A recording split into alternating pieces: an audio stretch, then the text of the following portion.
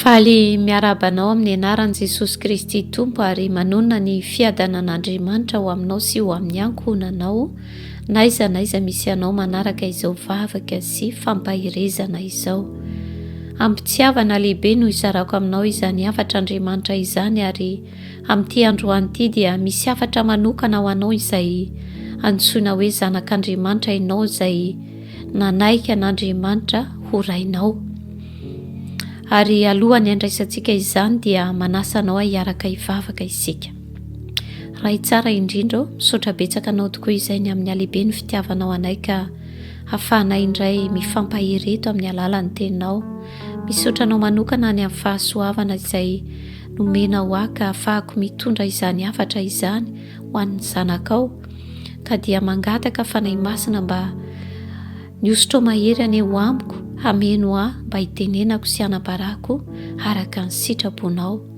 Ary aoka amin'ny fahefanao irery ihany no hanapaka feneto ary ny tsirairay avy rehetra ihany koa dia aoka hifikitra amin'ny teny izay omenao azy mba tsy ho raiziny tahaka ny teny avy amin'olombelona izany fa teny avy aminao entinao hampahirezana azy ireo. Ka dia misaotra indrindra Tompo ho anao irery ihany ny voninahitra amin'ny anaran'i Jesosy Kristy. Amen. Amen. Ny avatr'Andriamanitra dia hoe aza miala amin'ny tenin'ny Rainao. Aza miala amin'ny tenin'I Rainao. Ohabolana 5:7 hoe koa mihainoa ry zanaka ary aza miala amin'ny teny aloaky ny vavako. Koa mihainoa ry zanaka ary aza miala amin'ny teny aloaky ny vavako. Amen. Mampahery anao ny Tompo androany, izy ilay Rainao amin'ny alalan'i Jesosy Kristy izay manao aminao hoe mihainoa ary aza miala amin'ny teniko na andeha ho aiza ianao na andeha ho aiza ianao ary na inona zava-misy sy zava-mitranga eo amin'ny fiainanao dia tsarovy ny teniko ary aza miala amin'izany mandra-piavoko. Ny marina no ambarako hoy ny Tompo fa tsy ny lainga ary afaka aho mahatanteraka izay rehetra nambarako taminao. Tsy misy fitaka izay rehetra nolazaiko taminao. Tsy ny zava-misy no manakana ny teniko tsy ho tanteraka ary na ahoana no fitrangan'izany dia tsy mahasakana ny herin'ny teniko ho aminao satria velona sy mahery ny teniko ary amin'ny antony avokoa no hanambarako azy. Izay mifikitra amin'ny teny aloaky ny vavako hoy ny Tompo dia mifikitra amiko. Izay tia dia mifikitra aminy sy mitandrina azy. Maninona moa no mora aminao no mino izay lazain'olona fa tsy izay lazaiko aminao? Kanefa ny olona dia vovoka tahaka anao. Impiry moa izay no efa nandisy fanantenana anao ny olona ary ianao ihany koa dia nandisy fanantenana ny olona tamin'ny teny naloaky ny vavanao. Te hamerina aminao aho hoe aza miala amin'ny teny aloaky ny vavako. Minoa izay rehetra lazaiko aminao na ho amin'ny miafina na eo anatrihan'ny daholobe na amin'ny fotoana inona na amin'ny fotoana inona. Izao no ataovy ao am-ponao sy ao an-tsainao.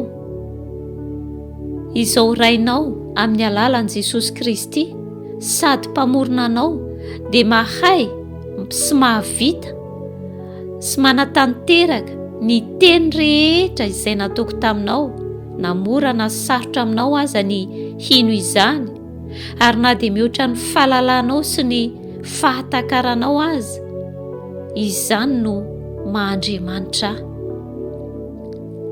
Tsy mivadika na oviana amin'ny teny aloaky ny vavaka aho ary tena mahatsiaro mba hatanteraka ireny.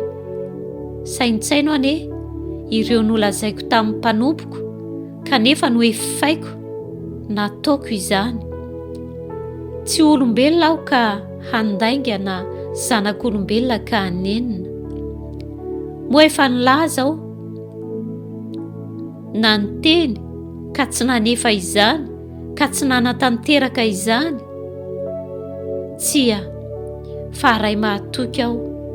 Eny fa na dia ianao aza tsy mahatoky fa mivadibadika amin'ny teninao, fa izao dia mahatoky foana.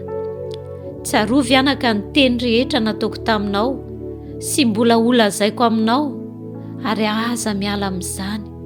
Sainitsaino andro manalina mba hitombony ao anatinao ka moazany tsara ho voninahitra ilay efa tianao ka nanomeanao ny zavatra rehetra ho anao amin'ny alalan'i Jesosy Kristy. Aza miala amin'ny teniko. Amen.